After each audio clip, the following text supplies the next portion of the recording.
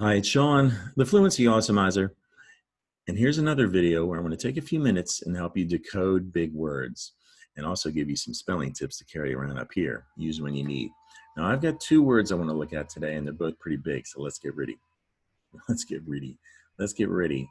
Now, I'm about to show you a word, and I want you to read it right out loud to whoever you're there with. What is this? Wait a minute. This word's so big, I'm going to get out of the way. What is this word?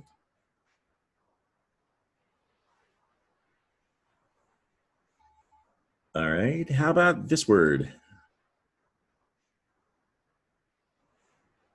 These words are really similar. The top one is non-resident. Down below is non-resistant. And I'm going to take a moment and compare these two words and illustrate the difference because they're easily confused. But first, I want you to think about the old fable, the tortoise and the hare. Like all fables, the tortoise and the hare comes with a moral, a life lesson, and that life lesson is slow and steady wins the race. Good advice, but it seems like it's only appropriate for someone who's in a race. The real life lesson, if you ask me, is slow and steady. Lots of times in life, you want to take things slow and steady. One of those is reading big words, decoding big words, like non-resident. We learned that lesson from the tortoise. So if the tortoise was reading instead of running a race, tortoise might come along to a word like non-resident and take it nice and slow, non-resident. But the hare is going to speed through this word like the hare did in that fable. And that's the problem with young readers today. Too many are like the hare when it comes to reading big words like this. Zip. And when you zip through big words like this, it's possible that mistakes can be made. So before we compare the words today, I want to ask you, which reader are you like, the tortoise or the hare? Compare. The tortoise, taking it slow and steady, is going to be a lot more responsible. So it's good advice. Be like the tortoise. All right. So let's go on and compare these two words. If the hare speeds through non-resident, it's possible you might read non-resistant. And there's a reason why. I want to illustrate that for you now. Both words start and end the same. There's a little difference at the end. There's an E in non-resident, NT, and there's an A, NT, in non-resistant. Those vowels are different, but they sound almost the same. It's not that big of a deal. However, I do want to show you an easy way to remember a short E sound. Here's the E in sign language. Smell your breath. That's the short E sound. Short A, there's an A in sign language. Sneeze. Ah. That's the A sound. Ah. All right, hold that silent, the sign language A up to your face to sneeze. Cover your mouth. Ah. All right, let me get back out of the way here. These words also have resi, looks like resi in the middle. So you can tell from this frame, they're almost the same word. One difference is there's a D in non-resident versus a T in non-resistant. Pretty close sounding letters there. But the biggest difference is an extra S in non-resistant. Get a good look at that S. We're going to see it in just a minute.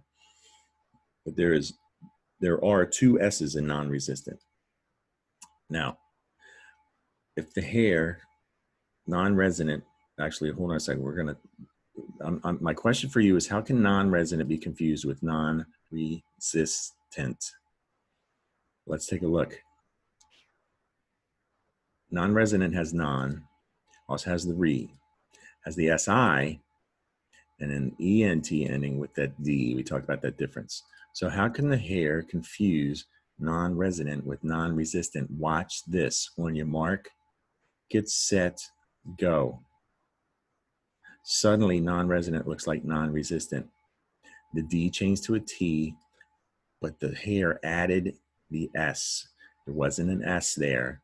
The hare added it. And it's very common for young readers to add a letter like S where there is no S. That's an illustration of how non-resident can turn into non-resistant up in your mind, up in your brain. All right. Now, let's move on and talk about the root words of these. Before we do, look at the syllables. Non-resident is a 4-syllable word. Stress on the res.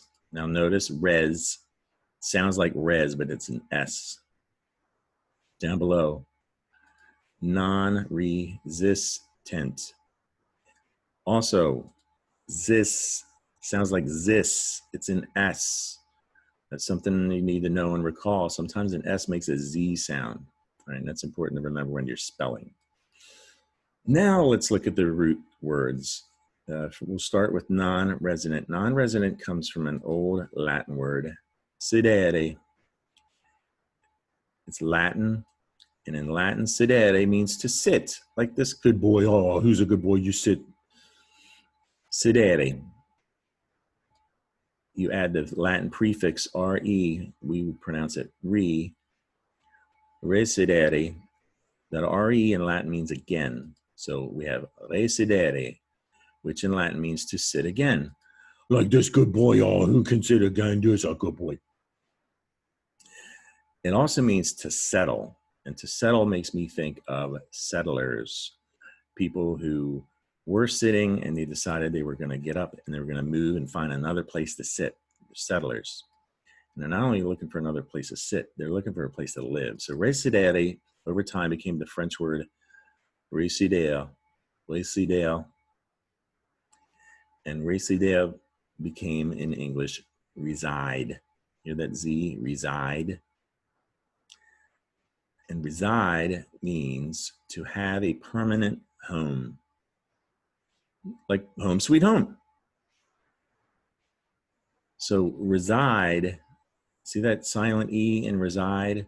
We're going to turn reside into resident by just adding an NT. The E is already there, but the suffix ENT gets added onto other words when the E isn't there. So there you can see the suffix ENT. And resident is a person who lives somewhere permanently, right? You are probably a resident of a town, a neighborhood like I am. You live there permanently.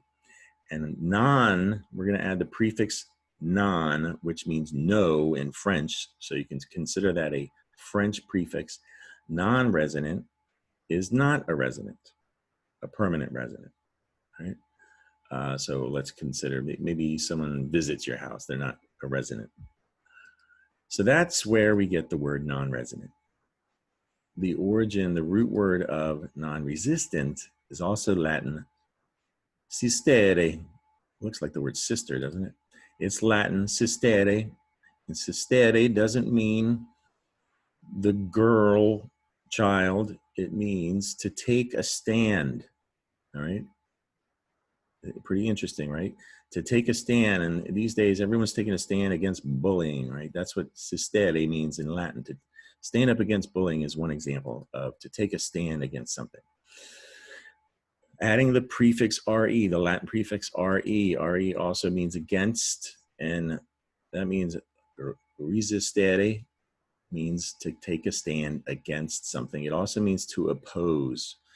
To oppose, to make sense of that, think about, you have a good idea. Hey, I got this great idea. Thumbs up. It's a really good idea, right? No, somebody comes along and opposes that. No, it's a bad idea. Thumbs down. Resistere. Resistere became over time a French word, résister, résister, and now it really looks like sister, but it doesn't have anything to do with a sister. Résister became the English word resist. Resist means to withstand, to try to prevent. It also can mean to ignore the attraction of and to make sense of that. I feel like coming back on screen for this one. A cookie. Oh, who can resist a cookie? Talk about thumbs up. Yeah. A cookie, but no, resist means thumbs down, no cookies. You must resist the attraction of the cookie. I think there's a Cookie Monster guy who's famous for not being able to resist. Speaking of not being able to resist,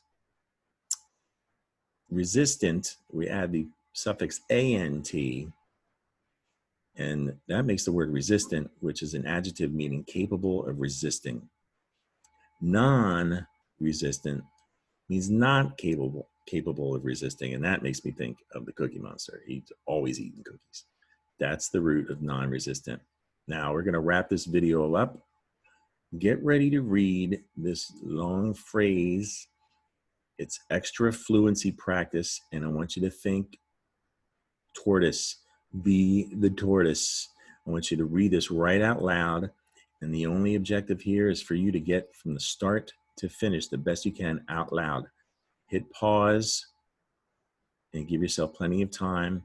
When you see this, hit pause and read out loud.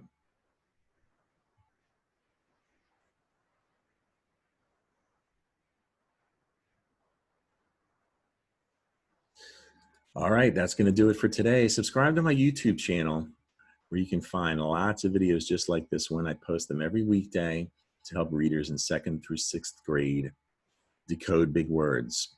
Beyond 6th grade too, before second grade, if that works, that'd be perfect. All right, mom or dad can also follow me on Facebook at the Fluency Awesomizer.